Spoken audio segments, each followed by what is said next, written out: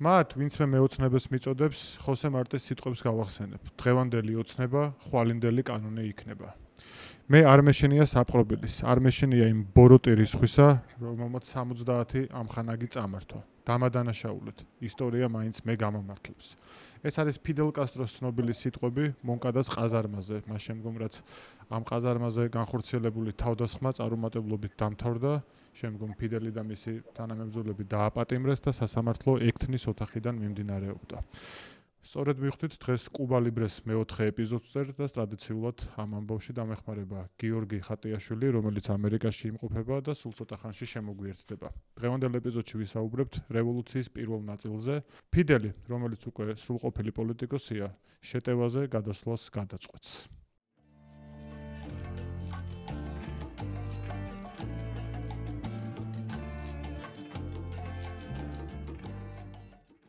მოგესალმებით. კუბა ლიბრეს პოდკასტს ვაგრძელებთ და მიხარია რომ მეოთხე ეპიზოდზე გადავედით, რომელიც ჩემი აზრით ერთ-ერთი ყველაზე მნიშვნელოვანი არის კუბის რევოლუციის კონტექსტში და როგორც ყოველთვის რევოლუციის გზაზე ჩემთან ერთად იქნება გიორგი ხატიაშვილი, რომელიც ამერიკაში იმყოფება კვლავინდებურად და იქიდან დამეხმარება, უпростоრად ერთმანეთს დავეხმარებით სხვადასხვა საინტერესო ფრაგმენტის გახსენებაში. გიორგი, გამარჯობა, თუ გესმის ჩემი ხმა. სალამი, მოგესალმები, სასიამოვნოა რომ უკვე მეოთხე სერიაზე გადავედით და წარმატებები. მეოთხეზე და ყველაზე მნიშვნელოვანზე მე მგონი. ერთ-ერთ ყველაზე მნიშვნელოვანზე. გიორგი, ხო არ შეახსენებდი ჩვენს სვენელსა და მაყურებელს, სად გავჩერდით ბოლო ეპიზოდზე, იმიტომ რომ იქიდან რაღაც იმაზე მეტი დრო გავიდა, ვიდრე ჩვენ გსურდა რომ გასულიყო. თუმცა იქამდე სანამ შენ მათ ამ ისტორიას შეახსენებ, მე მოუწოდებ ჩვენს მაყურებლებს, რომ აი ქვემოთ რო არის პატარა ნიშანი, დააჭირონ იმას, ზარს გულისხმობ და გამოიწერონ ჩვენი YouTube-ის არხი. ასევე ვინც გვისმენს, მათ შეუძლიათ Spotify-ზე გამოიწერონ ჩვენი Spotify-ის არხი, Real Politica-ისთვის, როგორც დამოუკიდებელი მედიისთვის, ყოველი ასეთი ერთი subscriber-იც კი მნიშვნელოვანია. მადლობა ამისთვის, მხარდაჭერისთვის. ესე იგი, ჩვენ წინა ეპიზოდში განვიხილეთ კუბის ისტორიის 20 წელიწადი 30-იანი წლებიდან 50-იანების დასაწყისამდე, რაც იყო საკმაოდ ტურბულენტური წლები, როდესაც ხშირად იცვლებოდნენ პრეზიდენტები, როდესაც ბატისტა ჯერ ქვეყნის არაფორმალურ მმართველად ჩამოყალიბდა, შემდეგ 40-44 წლებში ხდება პრეზიდენტი, კუბა იღებს მსოფლიოში ერთ-ერთ ყველაზე დემოკრატიულ და პროგრესულ კონსტიტუციას.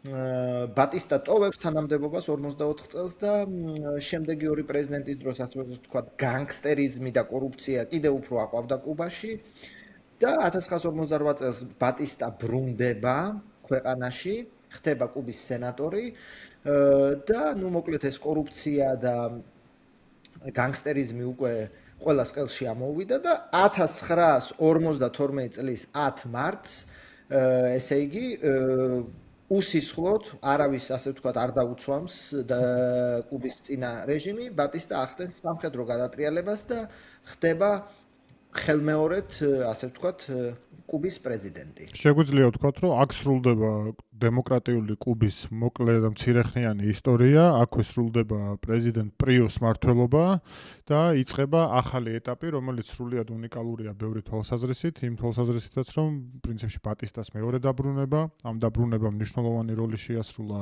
შემდგომში კასტროსა და მისი თანამეგობრების რადიკალიზაციაში. შეგვიძლია მოკლედ ვთქვათ, რომ ეს საინტერესო ისტორია არის. იქამდე სანამ ბატისტა პუჩს მოაწყობს, იგი ცდილობს არჩევნების გზით დაუბრუნდეს კუბის ხელისუფლებას, თუმცა პრინციპში ბოლო უკვე არჩევნებამდე 3 თვით ადრე ირკვევა, რომ ბატისტას შანსი არ აქვს გამარჯვების, იგი მესამე ადგილზეა. და იმ რევოლუციის დაგეგმვის პერიოდში, რომელიც მათ შორის მისი გარემოცვისგანაც იყო ინსპირირებული, ამ პერიოდში იგი ხვდება ახალგაზრდა ფიდელ კასტროს, რომელიც არის იმ დროისთვის პარტია ორთოდოქსების ამომავალი, ასე ვთქვათ, უკვე ამოსული ვარსკვლავი და უკვე მას თავისი რეპუტაცია აქვს. შუამავლის წყალობით ესენი ერთმანეთს ხვდებიან. ბატისტა ფიქრობს, რომ ფიდელი მის პარტიაში იყოს, სამომავლო პარტიაში თუ მოძრაობაში, რომელიც ასე ვთქვათ, მის საპრეზიდენტო კამპანიას გაამაგრებს და შემდგომშიც უკვე გადაყვება მას პრეზიდენტობისას.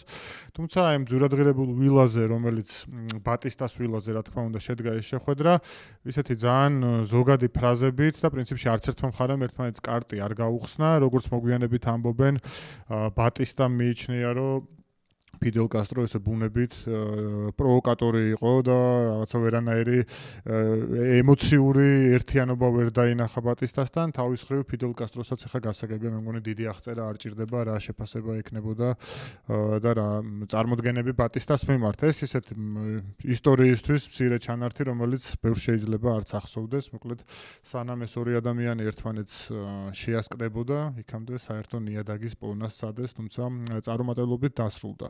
როგორც შენ აღნიშნე, პრინციპში შეგვიძლია ვთქვათ, რომ 9 მარტს იწყება ეს გადატრიალება და ეს გადატრიალება კოლუმბიის ბაზაზე ხდება, სადაც 1923 წელს 20 წლით ადრე დაახლოებით ბატისტა სერჟანტების რევოლუციას აწყობს. ასეა ხო?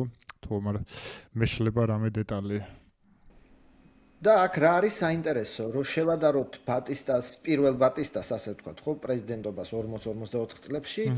საოცარი კონტრასტია იმ კუთხით, რომ იმ წლებში რაღაცა დემოკრატიის, რაღაცა ასე ვთქვათ, შირმას მაინც ეფარებოდა ბატისტა და როგორც უკვე ვთქვი, კონსტიტუცია მიიღეს. ამ შემთხვევაში, ესე იგი პირდაპირ უქმდება ყველანაირი, ასე ვთქვათ, უფლებები, იღებენ ახალ კონსტიტუციას, რომელიც ბატისტას აძლევს უფლებას, რომ შეზღუდოს სამოქალაქო უფლებები, იგრძალება პოლიტიკური პარტიები და ასეთ პირობებში ჯერ თქვათ ბატისტა შეპირდა მოსახლეობას, რომ 1953 წელს ჩაატარებდა არჩევნებს და ესეც არ მოხდა, მხოლოდ 1954 წელს ის გადადგა, ჭალებში გადადგა, რო კენჭი ეყარა და იმავე წლის ნოემბერში უოპოზიციოდ გაიმარჯვა. რაც რთული არ არის. ხო, და კუბას ეს ახსოვს.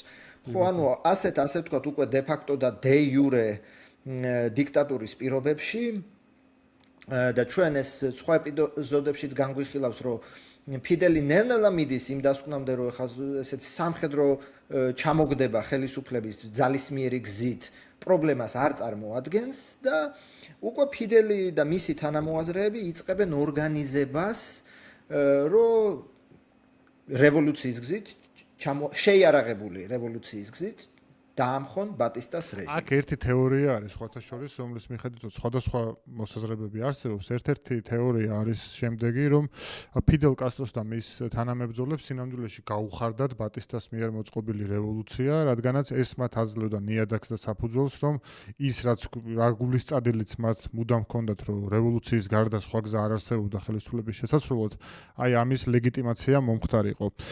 პრინციპში აქ კიდე ერთი ისეთი მომენტი არის, როდესაც ბატისტა ჩაატარებს და წარმატებით დაასრულებს ამ პუჩს, შემდგომ ფიდელი როგორც იურისტი მის წინააღმდეგ შეიტანს სარჩელს და ამ რაღაც სარჩელის საფუძველზე 100 წლამდე შეიძლებოდა ბატისტასთვის ციხის ჩეკის გამოწერა.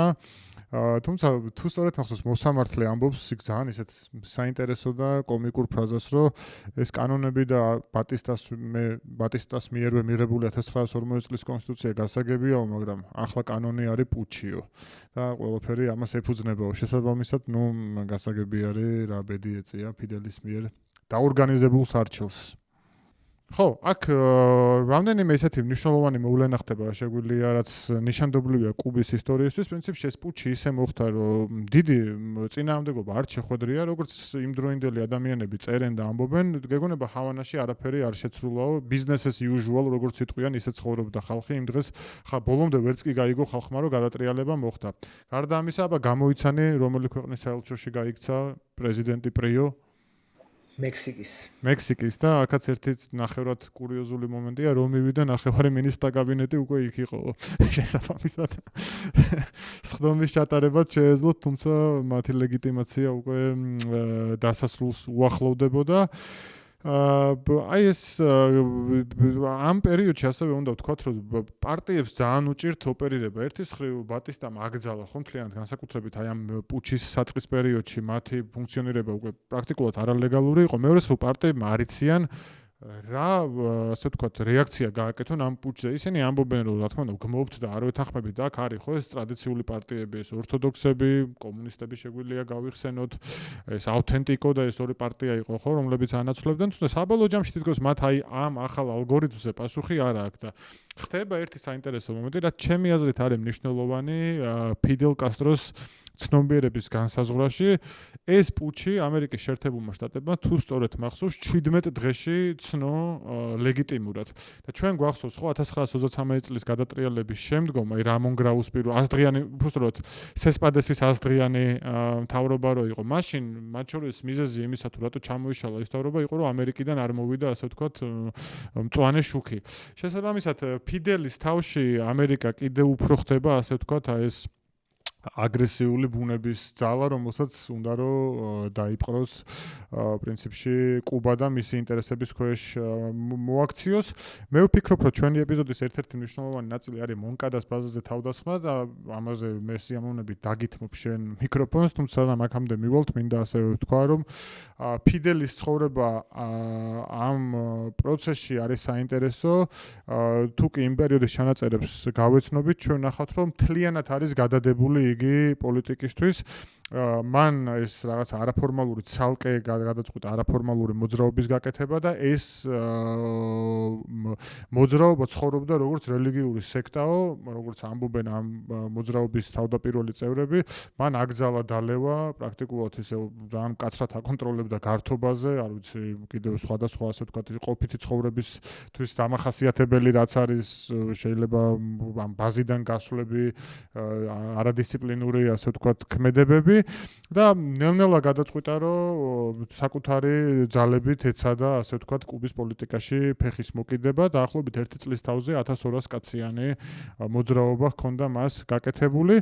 თუმცა ჰქონდათ ძალიან მნიშვნელოვანი პრობლემა და ამ პრობლემას გამოიცნო, ეს არის უფულობა. არავინ არ ყავდათ ისეთი დონორი, ვინც მას დააფინანსებდა. არსებობს რამდენიმე წერილი, სადაც იგი მამას თხოვს ფულის გამოგზავნას და მამას ამის სურვილი დიდად არც აქვს. პასუხი არის საინტერესო, შენ რო იმუშაო, ბევრი ფული გექნებაო. მაგდენი უნარები გაქვს უკეო და მე რამონი ასესხებს თუ არ ვწდები 500 პესოს თუ აღარ მახსოვს რამდენს. მოკლედ, აი ესეთი სიტუაცია არის და ეს სიტუაცია პრინციპში უკვე ფიდელს ჩვენ ხედავთ დამოუკიდებლად და ფიდელს ჩვენ ხედავთ უკვე კიდევ და კიდევ უფრო მიზანსტრაფულს იმ კონტექსტში, რომ მას ჯერა რომ სამხედრო, ასე ვთქვათ, ძალის გამოყენების გარეშე შეუძლებელი არის რაიმე ცვლილების მიღწევა. სწორედ ასე ჩვენ მივდივართ მონკადას ბაზაზე და ჩემი თხოვნა იქნება პრინციპში რატო არის ეს ბაზა ზოგადად რატო გახდა ესეთი სიმბოლური კუბის ისტორიაში და თავდასხმა რომელიც 26 ივლისს მოხდება, შემდგომ 26 ივლისის მოძრაობა დაერქმევა ხო საერთოდ ფიდელის შემდგომ მოძრაობას. შესაბამისად აქ დიდი სიამოვნებით მეც მოგისმენდი ჩვენი მაყურებლებისა და მსმენელების არ იყოს და ხანდახან ჩაგერთვები კიდეც. ესე იგი, მონკადას ბაზაზე თავდასხმა გადაწყდა იმ მიზეზით, რომ გაეტაცათ იარაღი და შემდეგ ორიენტეს პროვინციაში დაეწყოთ შეიარაღებული რევოლუცია აჯანყება, ხო?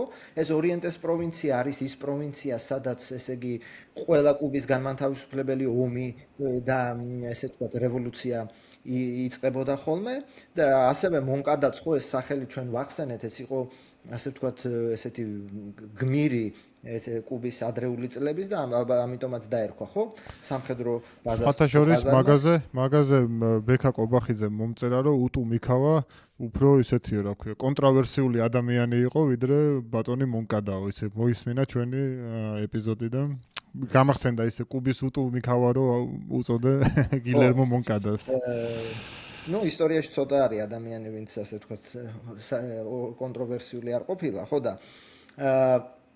ნუ ჩაიშალა რა თქმა უნდა ეს თავდასხმა 26 ივლისს და შემდეგ უკვე ფიდელის მოძრაობა 26 ივლისის სახელწოდებას იღებს, იმიტომ რომ თქვა 11-ზე იყვნენ, ასე ვთქვათ, ხო, საქართველოს ისტორიისთვის ცნობილი პასაჟი 11-ზე და ესე იგი შენი არა კითხვა მქონდა პრინციპში რომ აი შენი აზრით ეს არისო ძალიან ნაიური ფიქრი ზოგადად მონკადას ირგვლივ რაც მოხდა ფიდელის მიერ და მე შეგვიძლია კიდევ უფრო მეტად განუმარტოთ ხო რაც ხო ნუ რა თქმა უნდა ეს იყო რაღაცა რომანტიზმს დავარქმევთ თუ ალბათ მოლოდინი იყო რომ ჯარისკაცები წინააღმდეგობას არ გაგვიწევენ ან რადგანაც უეცარი თავდასხმა იქნება გავიმარჯვებთ ან და საკუთარ სიმართლეში აბსოლუტური და შეუმცდარი დარწმუნებულობა. ეს ახლა ყველა რევოლუციონერს ახასიათებს.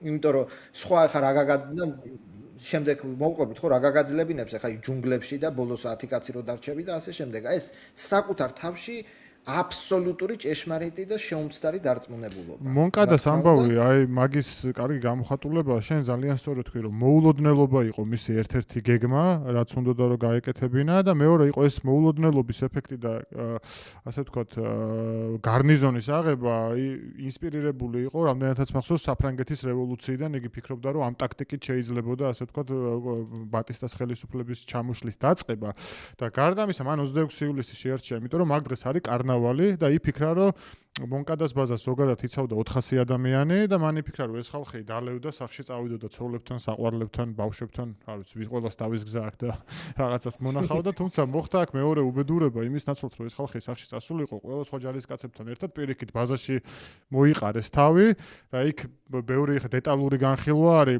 ერთი ნაკადი შევა მონკადას ბაზაში, დანარჩენები ვერ შევლენ და იქ დახვდებათ სამჯერ მეტი ადამიანი, ვიდრე ეს იყო გათვალისწინებული და საბოლოო ჯამში როგორც შენ აღნიშნე ჩაიშლება ეს ოპერაცია და საკმაოდ ტრაგიკულად წარიმართება. მე დაკავებები და ცემატყება იყო ძალიან სერიოზული საკითხი.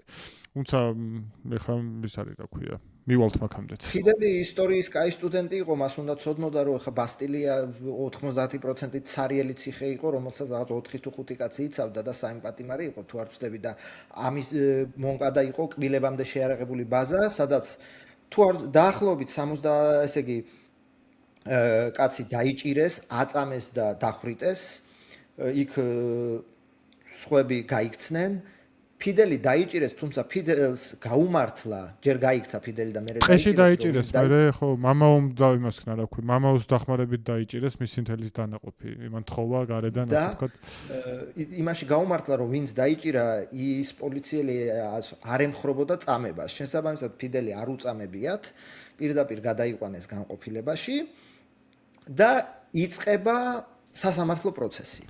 ხო, ეგ ძალიან მნიშვნელოვანი არის ბევრი კუთხით და მათ შორის უბრალოდ ვისარგებლებ იმით, რომ წეღარა შესავალიც გავაკეთე, ეს სწორედ ამ სასამართლო პროცესიდან არის ის ცნობილი სიტყვები, რომელიც შემდგომ ბევრმა გაიმეორა, მათ შორის საქართველოს. რა თქმა უნდა, ისტორია მე გამამართლებს, რაც შენ წაიკითხე, რომელიც ციხიდან ასანთის კოლოფსზე ესეთი სიტყვით არის გამოტანილი კონტრაბანდული გზით. მე ერთად აიკინძა და ესეთი როგორც არალეგალური ლიტერატურა ვრცელდებოდა. მან დღემდე არის კამათი ეგ სიტყვები, არის სამი ოჯახია ასე ვთქვათ. ერთი არის რომ ეგ სიტყვები საერთოდ არავის არ უთქვამს და მე გადაწერა ისტორია. მეორე არის რომ დაახლოებით მსგავსი თქვა, მაგრამ არა ასეთი დახვეწილი და მესამე არის რომ ეს სწორედ ისე ითქვა, როგორც ჩვენ ვიცით. ეს ახლა მე მგონი იმაზეა დამოკიდებული ვის როგორ მოწონს ფიდელ კასტრო და ყველა თავის გზას აქაც იპოვის. და სასამართლო ბევრი კუთხით არის საინტერესო. პირველი იმ კუთხით, რომ ესე იგი 19 ასე ვთქვათ აჯანყებული საერთოდ გაამართლეს, ხო, საინტერესოა, ხო, ხა კაცი ჭამია ბატისტა, დიქტატურა და 19 მტკიცებულებების არარსებობის გამო 19 მეამბოხე გაათავისუფლეს. 20 მეამბოხეს მიუსაჯეს 10 წელი.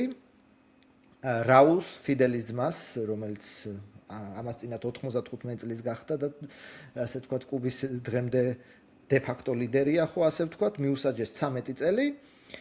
ფიდელის როგორც ასე ვთქვათ ლიდერის პროცესი ცალკე გაიმართა და მას მიუსაჯეს 15 წელიწადი. აქ ბატისტა აკეთებს ბოდიში ერთ იდიოტობას ჩემი აზრით. შენ ახსენე რომ რამდენიმე ადამიანი გაამართლეს. ეს სხვადასხვა ძალიან საინტერესო ფაზა არის. ბატისტა და მისი რეჟიმი უშვებს კატასტროფულ შეცდომას, ოდესაც ამ სხდომებს ნახევრად ღიას ხდის და მათ შორის დაკავების პირველ პერიოდში ფიდელს მიცეს იმის საშუალება, რომ რადიო ინტერვიუ მიეცა, რითიც მან ეს მის მიმართ ძალიან აგრესიულად განწყობილი კუბელი მოსახლეობის გული შემოაბრუნა, იმიტომ რომ ეს მისთვის ეს იყო სასუნთქი ჰაერი იყო, ასე ვთქვათ, საზოგადოებრივ ცხოვრებაში. აი ეს ჩემთვის დღემდე რაღაცა გაურკვეველი არის, როგორ უშვებენ მათ შორის ესეთი დიქტატორები და მე ხარ თქმა უნდა ბატისტა არ იყო ანგელოზი, ყოველსაც წელს ისე რომ ვთქვათ, ასეთ შეცდომებს. პასუხი არის თავდაჯერებულობა, ხო? ესე იგი, თავდაჯერებულობა და ნუ ცოტა ისე ირონიულად რო ვთქვათ, ის რომ მას მაკიაველი შეიძლება წაკითხული ჰქონდა, მაგრამ არ გამოიყენა, იმიტომ რომ შემდგომშიც შეცდომებზე თუ არის ლაპარაკი ამნისტია, რომელსაც ის 1955 წელს აცხადებს, ხო, მხოლოდ 2 წელი მოუწია ფიდელს ჩდომა და გამოუშვებს ყველას, იმიტომ რომ ესეც ხო თავდაჯერებულობა ბატისტა დარწმუნდა რომ მის რეჟიმს საფრთხე არ ემუქრება და ისინი შეიწყალა, ხო, ხა მაკიაველი რო წაკითხული ჰქონოდა, ეცოდინებოდა რომ არ შეიძლება შენი მტრების დანდობა. თან მან მეორე კონტექსტიც არის, რომ იქამდეც ეგრე იყო და მეერეც იქამდე გულისხმობ ჩემთვის მაინც მონკადას თავდასხმა და შემდგომ ეს გარკვეული წყალგამყოფი არის. ბატისტა მაინც ფიქრობდა და ეს ფიდელისთვის მუდმივად იყო ხელშემწყობი, რომ თავარი ასე ვთქვათ, საფრთხე მოდიოდა კომუნისტებისგან და მოდიოდა იმ ასე ვთქვათ ისტაბლიშმენტური პარტიებისგან, რომლებიც აქამდე არსებობდნენ. ეხლა მათ შორის პოლიცია, როდესაც მივა იმ ბაზაზე ჩხრეკაზე, საიდანაც დაიწყო მონკადაზე თავდასხმა, იქ ერთ-ერთ ფიდელის თანამებრძოლს ჰქონდა ლენინის წიგნი წამოღებული და ეს პროპაგანდა მაშინ ძალიან კარგად გამოიყენა, რომ აი კომუნისტების მიერ არის ასე ვთქვათ ეს ყველაფერი ორგანიზებული, ოღონდ პრიო, რომელსაც მე ეს ყველაფერი მიაწერეს, ანტიკომუნისტი იყო, მოკლედ. ეს პროპაგანდა ცოტა რაღაცებს მაგონებს, მათ შორის ზოგიერთი ქვეყნის ხო, საბედისწერო შეცდომებს უჩვევს, ჩემი აზრით, თავდაჯერებულობის გამო, იმიტომ რომ, ეხა იმ პერიოდში 55 წელს თან მალე არჩევნები მოიგო და ეხა ჯარი, პოლიცია, მთელი სახელმწიფო აპარატი მის გვერდით იდგა და ასე ვთქვათ, ეს 30 თუ 40 მიამბოხე მისთვის პრობლემას არ წარმოადგენდა, თან არ ვიცი ეს ითამაშა დემოკრატია არ ითამაშა, მაგრამ გამოაცხადა საყოველთაო ამნისტია და ამ ამნისტიით ასე ვთქვათ, შეეხო ასევე ფიდელს და მის ძმას და სხვა მიამბოხებს, რომელიც ყველამ დატოვა ციხე, რომელიც კუნძულზე იყო განლაგებული. ეს 2 წელი, რომელიც ციხეში იჯდა, სხვათა შორის ძალიან ეფექტურად გამოიყენა ფიდელმა. ხო, არა მარტო ის ალბათ წიგნები იკითხა.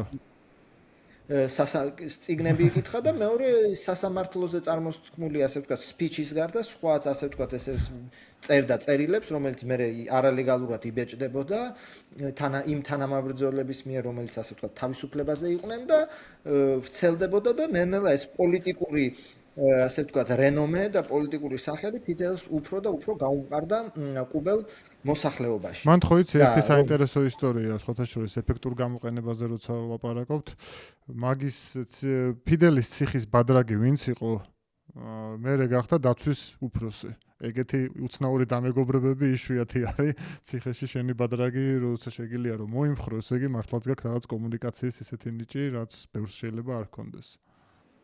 და კიდე ერთხელ ეს იმაზეც მეტყველებს, ჩვენ მე უფრო ვილაპარაკებთ, ხო, რევოლუციის გამარჯვებაზე. ეს მეტყველებს იმაზე, რომ ბატისტას დიქტატურა იყო შიგნიდან გამომპალი, არაფერზე არ იდგა, გარდა იმისა, რომ აი, ახლა რეჟიმია და რაღაცა და არ ქონდა არანაირი შიდა იდეოლოგიური ცეცხლი, ხო? ხო, არიან დიქტატურები. ძალაუფლების შენარჩუნება იყო, ხო? აქ რეალურად ის ცეცხლი რითიც არანაირ იდეაზე ეს არ იდგა, ეს ბატისტას დიქტატურა, ანტიკომუნიზმზეც არ იდგა წესიერად, ხო? ანუ კომუნისტებთან ჰქონდა ალიანსი, გააჩნია როდის რა ქარი დაუბერავდა. გიორგი, იცი რა, აქ მე მგონი მნიშვნელოვანი არის ასევე რაღაც მომენტში ჩვენ ვთქვათ, ბატისტას აი ეს კუბა ამ პერიოდში როგორი არის, იმიტომ რომ ბატისტას მომხრეები ამბობენ, რომ კუბა არის მდიდარი, ეკონომიკურად განვითარებული ქვეყანა, ფიდელის მომხრეები ამბობენ და ფიდელი იმ თავის ცნობილ სიტყვაში, მათ შორის ამას ჩამოთვლის, რომ ჩვენ გვემხრობა 700,000, ასე ვთქვათ, დაუსაქმებელი ადამიანი, პირობით 30,000 მასწავლებელი, 300,000 ცუდად გადახდილი ყანების მუშა. ანუ თითქოს ორივე ბანაკში რაღაც სიმართლის მარცვალი არის, იმიტომ რომ ერთის მხრივ მშპ-ს თუ აიღებ მაგალითად სადღაც 1955 წლისკენ კუბა არის მეხუთე ადგილზე ლათინურ სამყაროში, თუმცა მეორე მხრივ თუ კი აიღებ ასე ვთქვათ მკვდარ სეზონზე დასაქმებულების რაოდენობას და ამას თუ სოფლებში ნახავ მით უმეტეს, ნახავ რომ ძალიან დაბალი მაჩვენებელი არის. ასევე ანუ მე მგონი ეს ჰავანის და რეგიონების კუბა ორი სხვადასხვა რაღაც არის, ხო? აი რო შევხედოთ რაღაცა ამ ჭრილიდანაც და რატო, იმიტომ რომ ეს დაგვეხმარება პოლიტიკის გაანალიზებაში იმ პერიოდის. ნამდვილად. ეს დაუსრულებელი დავა თუ რა იყო კუბა რევოლუციამდე, იყო ეს 64 თუ არ იყო 64, როგორც ყველაფერი ისტორიაში, ეს გაცილებით რთული და კომპლექსური და ყველა ასე ვთქვათ ატრიბუტით აღჭურვილი, ასე ვთქვათ სურათია. ერთის მხრივ ნამდვილად კუბა ყველა ინდიკატორით შედიოდა ლათინური ამერიკის 5-ეულში, 4-ეულში, 2-ეულში, 3-ეულში გააჩნია ხო მონაცემებს და ავტორს, ხო? ესე იგი კუბას მაგალითად, ხო?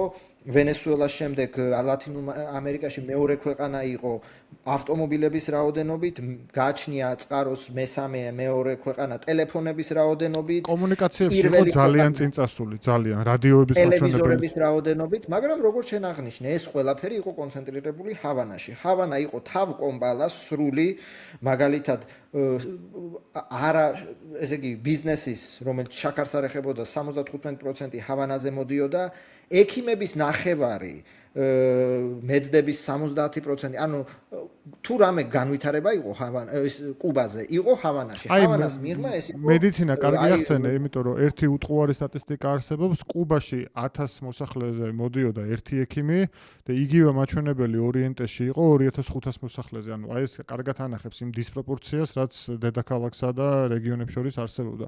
ამიტომ რაღაც თვალსაზრისით მე მგონი ორივე ბანაკი მართალია და ორივე ბანაკის მხრიდან შეგიძლია ამოიკითხო, ასე ვთქვათ, ის გააჩნია საცხოვრებ. ხო, დღეს თუ ცხოვრობ მაგალითად თბილისში და დადიხარ რომელიმე ფეშენებელურ კაფეში, შენთვის საქართველოს სხვა არის, თუ ცხოვრობ რეგიონის რომელიმე ყველაზე გაჭირვებულ ნაწილში, შენთვის საქართველოს სხვა არის. მე მგონი ეს რაღაცა ორმაგი ცხოვრებაა კუბაზეც.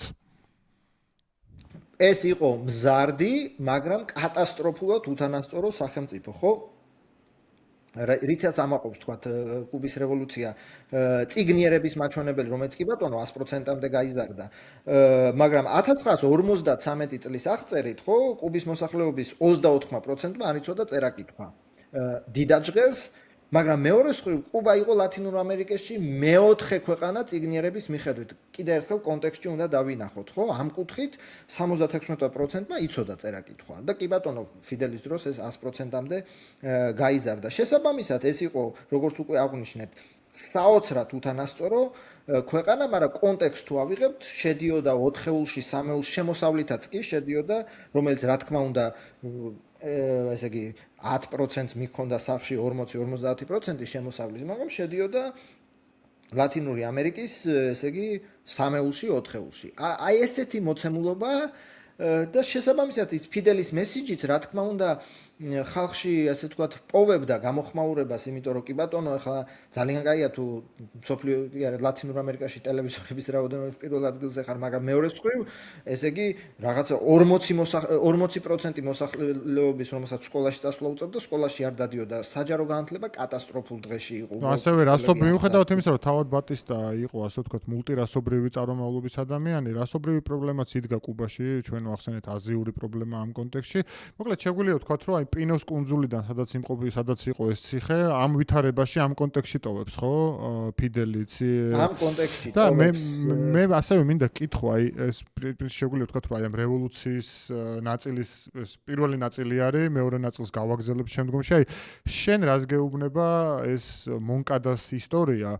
და ასევე რაღაცა დასასრული როგორი იყო ამ ყველაფრის სანამ მექსიკაში აი გადავა ფიდელ კასტრო, აი იმიტომ რომ მონკადა საბოლოო ჯამში არის ძალიან მნიშვნელოვანი, ასე ვთქვათ, ფრაგმენტი კუბისა და ფიდელის ცხოვრებაში და შემდგომ მეც ერთი სიტყვას ვიტყვი ამაზე.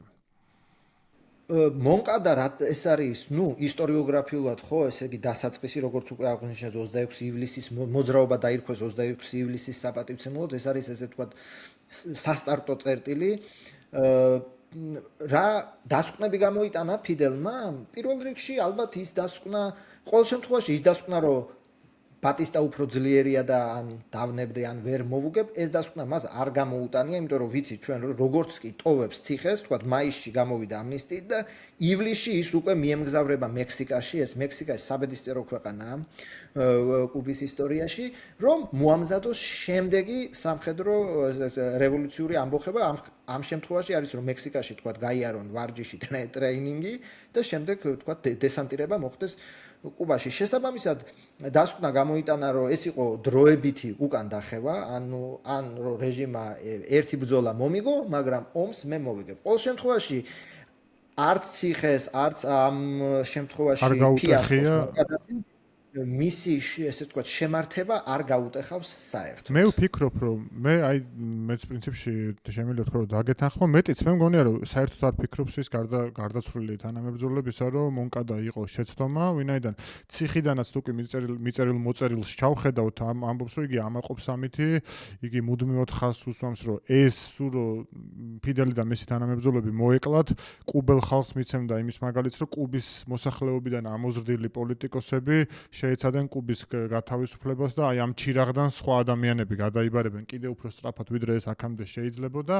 აქ ასევე ერთი მცირე დეტალი არის ის, რომ ნაიურობა, როდესაც ვახსენე, იგი იმდენად თავდაჯერებული იყო, რომ მონკადას ბაზას აიღებდა, წინასწარ ჩაწერა რადიო მიმართვა, სადაც საინტერესოა ეს ადამიანიც ნატი რევუელტა არის ესეთი ადამიანი, მისი საყვარელი ფიდელს ბევრი საყვარელი ყავდა, თუმცა ეს ადამიანი მე მგონი ჩემი აზრით მაინც არის ის, ვინც ყველაზე მეტად უყვარდა, მათ შორის სოლზე მეტადაც კი და ერთად არჩევენ რა სიმღერა ჭალებში დღევანდელი თანამედროვენი თუ თქვა დაადონ, ამ იმას რა ქვია გამოსვლას, ბოლოს ბეთჰოვენს შეარჩევენ, ასევე არის ედუარდო ჩიბასის ბოლო გამოსვლის ფრაგმენტი ამ ასე ვთქვათ ჩანაწერში. მოკლედ იგი ემზადება ასე ვთქვათ აი მონკადას ბაზის დროს ემზადება რომ მოახდინოს იგივე რაც 1923 წელს მოხდა. ეს თავისთავად ცხადია არ განხორციელდა როგორც შენახსენე, თუმცა ნაცვლად იმისა რომ დანებებული იყო პირიქით უფრო მეტად დაინახა ერთის მხრივ არმიის სისუსტე, მეორეს მხრივ ის რომ თუ კი ამ რეზისტენს გააგრძელებს შესაძლებელია იარაღის ძალით გამარჯვება და ამ პერიოდში შეიძლება ასევე ითქვას რომ ღიად არა, იმიტომ რომ იცის რომ ეს წამგებიანია, მაგრამ ფარულად გარკვეული ტიპის სიმპათიები თუ არა, აი პულზე ხელის დადება კომუნისტებთან აქ. ეს შემდგომ ნელა ვითარდება, შემდგომ უფრო მეტ წაიკითხავს ლენინს, მარკს, ენგელს, ამას ციხეში კითხულობდა და სწორედ აი ამ ვითარებაში პრინციპში შეგვიძლია ვთქვათ, რომ იგი მექსიკაში გაემგზავრება, ხო? და ნელ-ნელა შეგვიძლია აქ ჩვენი ეპიზოდის ეს ნაწილიც დავასრულოთ. კი ბატონო, 1955 წლის 7 ივლისს კასტრო მიემგზავრება მექსიკაში, რათა მოამზადოს მორიგი შეიარაღებული აჯანყება. და რატომ უნდა უყუროთ ჩვენ შემდგომ ეპიზოდს, ან მოусმინოთ, იმიტომ რომ მექსიკაში ფიდელ კასტრო გაიცნობს ერნესტო გევარას, რომელიც უკვე არის გამოცდილი კონსპირატორი და მებრძოლი, რომელსაც სამხრეთ ამერიკაში მსგავსი გამოცდილება მიღებული აქვს. მექსიკიდან კასტრო ბრუნდება კუბაში და საბოლოო ჯამში ეს მისი დაბრუნება დაგვირგვინდება გამარჯვებით. პარადოქსი იქნება ის, რომ რაღაც მომენტში მის 300 კაციან რაზმს 10,000-იანი კუბის არმია დასდევს. მოკლედ ეს და სხვა დეტალები ჩვენ შემდგომ ეპიზოდში, რომელიც ამავე არხზე დაიდება და მე ისე ვგთხოვთ, რომ გამოიწეროთ ჩვენი არხი რეალ პოლიტიკა. დღეს კი მე მგონი შეგვიძლია აქ მორჩეთ, ხო, გიორგი და მადლობა გადავხადოთ ჩვენს მენებებს და მოკლედ ეს იყო კუბა ლიბრეს მეოთხე ეპიზოდი და ჩვენ კვლავ უფრო სწრაფად დაგიბრუნდებით ამავე ისტორიის მეორე ნაწილით. მადლობა კიდევ ერთხელ.